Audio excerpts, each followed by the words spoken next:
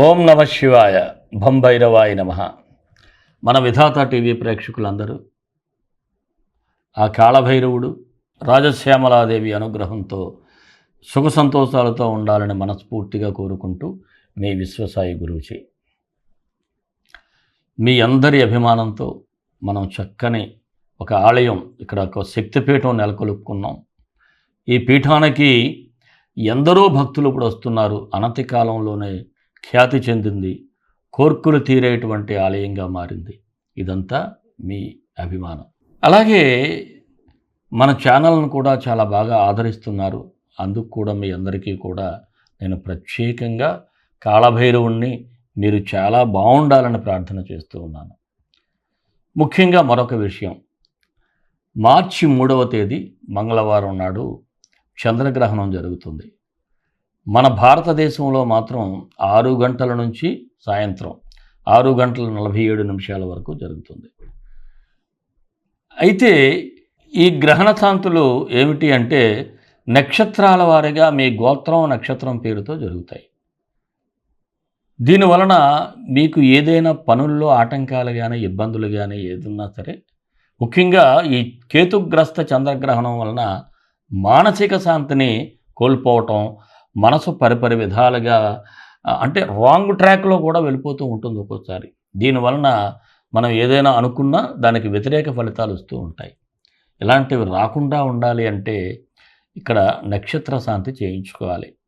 ఈ నక్షత్ర శాంతి మన ఈ ఆలయం దగ్గర ఉన్నటువంటి రాహుకేతువులు మనం ప్రతిష్ఠించాము కాబట్టి ఇక్కడ చంద్రగ్రహణ శాంతి అంటే నక్షత్ర శాంతిని చేయడం జరుగుతుంది. మీరు ఎవరైనా సరే ఈ నక్షత్ర శాంతిని చేయించుకునేవారు మాత్రం కింద స్క్రోల్ అవుతున్నటువంటి నెంబర్కి చంద్రగ్రహణ శాంతి అని పెట్టినట్లయితే మీకు వివరాలు తెలియజేయబడతాయి. అలాగే ఏ ఏ రాసుల వారికి ఎటువంటి ఫలితాలు ఉంటాయో కూడా ఒక సపరేట్ వీడియో కూడా చేయడం జరిగింది. దాని తాలూకా లింక్ కూడా ఇక్కడ డిస్క్రిప్షన్లో ఇవ్వటం జరుగుతుంది. ముఖ్యంగా మీరందరూ కూడా నక్షత్ర శాంతి చేయించుకోవటం మర్చిపోవద్దు. అలాగే ఈ శాంతి అనంతరం మీ పేరుతో గోసేవ కూడా జరుగుతుంది. గోసేవ జరగటం వలన కూడా అనేకమైనటువంటి కర్మఫలాలు తొలగి మంచి మనశ్శాంతి అనేది ఉంటుంది. మరి మన వీడియోలన్నీ మీకు నచ్చినట్లయితే తప్పకుండా ఒక లైక్ ఇవ్వండి. అలాగే 10 మందికి షేర్ చేయండి. ఎవరైనా మన ఛానల్ సబ్స్క్రైబ్ చేసుకోకపోతే సబ్స్క్రైబ్ చేసుకోండి. రాశి ఫలాల్లోకి వెళ్ళిపోదాం. మీనరాశి మార్చి 1 నుంచి 15 వరకు మీనరాశి వారికి ఎలా ఉంటుంది? మీకు వ్యయ స్థానం అంటే 12వ స్థానంలో 4 గ్రహాలు సంచారం చేస్తాయి. రవి, కుజుడు, బుధుడు, రాహువు. కాస్త మిశ్రమ ఫలితాలు అయితే గోచరిస్తూ ఉన్నాయి. ముఖ్యంగా ఇటు ఆర్థిక పరంగా చూసినా ఆరోగ్యపరంగా చూసినా చాలా కేర్ఫుల్గా ఉండాలి. స్ట్రెస్ అసలు తీసుకోకండి. స్ట్రెస్ తీసుకోవటం వలన ఒత్తిడి ఎక్కువగా ఉన్నట్లయితే అనారోగ్యాలు సంభవిస్తాయి. అలాగే ఏదైనా ఒక సమస్య ఇంకా లాంగ్ టైం నుంచి దీర్ఘకాలికంగా మిమ్మల్ని బాధ పెడతా ఉంటుంది అనుకోండి, ఎప్పటికీ ఈ ప్రాబ్లం క్లియర్ కావట్లేదు అని దాని మీదే పదే పదే ఆలోచించి పొరపాటు చేసుకోవటం వల్ల కూడా కాస్త అనారోగ్య సమస్యలు అయితే ఇక్కడ గోచరిస్తూ ఉన్నాయి. అలాగే సకాలంలో పనులు పూర్తి చేసుకోవటానికి చాలా ప్లానెడ్గా ఉండాలి. ఏమాత్రం అజాగ్రత్తగా ఉన్నా, ఏమాత్రం లేజీగా ఉన్నా ఇబ్బంది అయితే తప్పదు. అలాగే ఆర్థికంగా నిలదొక్కోవటానికి కూడా గట్టి ప్రయత్నాలు చేయాలి. హెర్త్ అండ్ డెవెన్ కదిపితే తప్ప ఫైనాన్షియల్ స్టాండింగ్ అయితే రాదు. అలాగే ఆధ్యాత్మిక కార్యక్రమంలో పాల్గొనటం వలన మీకు చాలా బెనిఫిట్ అవుతుంది. తప్పకుండా మీరు మంచి ఆలయాలకు వెళ్ళటం, ఆ స్పిరిచువల్ పవర్ను పొందటం కూడా చేయాలి. అలాగే ఒక్కొక్కసారి అనుకోని సమస్యలు మిమ్మల్ని కాస్త ఇబ్బందులైతే పెడతా ఉంటాయి. కంగారు పడకూడదు. నేర్పుగా ఓర్పుగా వ్యవహరిస్తే ఆ సమస్య ఎలా వచ్చి అలా వెళ్ళిపోతూ ఉంటుంది. చెడు స్నేహాలకు పోయి సంఘంలో మీ గౌరవాన్ని మాత్రం అసలు తగ్గించుకోవద్దు. ముఖ్యంగా యువకులకు మరింతగా చెప్తున్నాను, ఎవడైతే దుష్టుడు ఉంటాడో వాడితో స్నేహం చేయటం వలన వాడు చేసిన ఏదో పని కూడా మీకే చుట్టుకుంటుంది.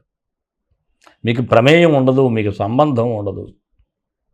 అయినప్పటికీ కూడా అమ్మాయిలు కూడా జాగ్రత్తగా ఉండాలి. ఈ విషయాల్లో మాత్రం. అలాగే మీ జీవిత భాగస్వామి ఆరోగ్యం పట్ల కూడా కాస్త శ్రద్ధగా ఉండాలి. నూతన పరిచయాలతో కూడా అప్రమత్తంగా ఉండాలి. ఎవరో ఏదో పరిచయం అయ్యారు కదా అని మనం కాస్త చనువుగా వెళ్ళిపోయినట్లయితే ఇబ్బందులు పడతారు. గృహ నిర్మాణ ప్రయత్నాలలో కదలికైతే ఉంది. స్థిరాస్తి విషయాలలో కాస్త నిదానంగా వ్యవహరిస్తే చాలా మంచిది. కోర్టు సమస్యలు ఉన్నవారు మాత్రం కోర్టులో వాయిదాలు తీసుకోవటం మంచిది. అలాగే ప్రయాణాలు ఏదైనా ఉంటే అవి కూడా పోస్ట్పోన్ చేసుకోండి. ప్రభుత్వ పరంగా ఏదైనా ఇప్పుడు కాంట్రాక్టర్లకు కానీ ఇతరత్ర మీకు రావాల్సిన బెనిఫిట్స్ ఏమైనా ఉంటే అవి కాస్త ఆలస్య సూచనలు అయితే ఉన్నాయి. వివాహ ప్రయత్నాలు చేసేవారికి కూడా కాస్త ఆలస్యంగా ఉంది. విదేశీ ప్రయత్నాలు చేసేవారికి కొద్దిగా పర్వాలేదు, సానుకూల ఫలితాలే కనిపిస్తూ ఉన్నాయి. నిరుద్యోగులైతే కొద్దిగా వెయిట్ చేయాల్సినటువంటి పరిస్థితులు. రాజకీయ నాయకులు అయితే చాలా అలర్ట్గా ఉండాలి. ఎందుకంటే మీ ప్రత్యర్థులు చాలా దారుణమైనటువంటి దుష్ప్రచారాలు మేమే చేస్తూ ఉంటారు. వాటిని సమర్థవంతంగా ఎదుర్కోవాల్సినటువంటి అవసరం అయితే ఉంటుంది.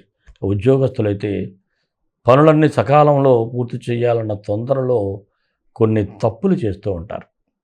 ఏదో వెంటనే పని చేసేద్దాం, ఎప్పటికప్పుడు పని ఫినిష్ చేసేయాలి, అధికారుల దగ్గర మాట పడకూడదు, ఇలాంటి ఆలోచనలతో మీరు వేగంగా పనులు పూర్తి చేయటం వల్ల కొన్ని తప్పులు దొరకడం ఏదో అన్నట్లు వస్తుందన్నమాట.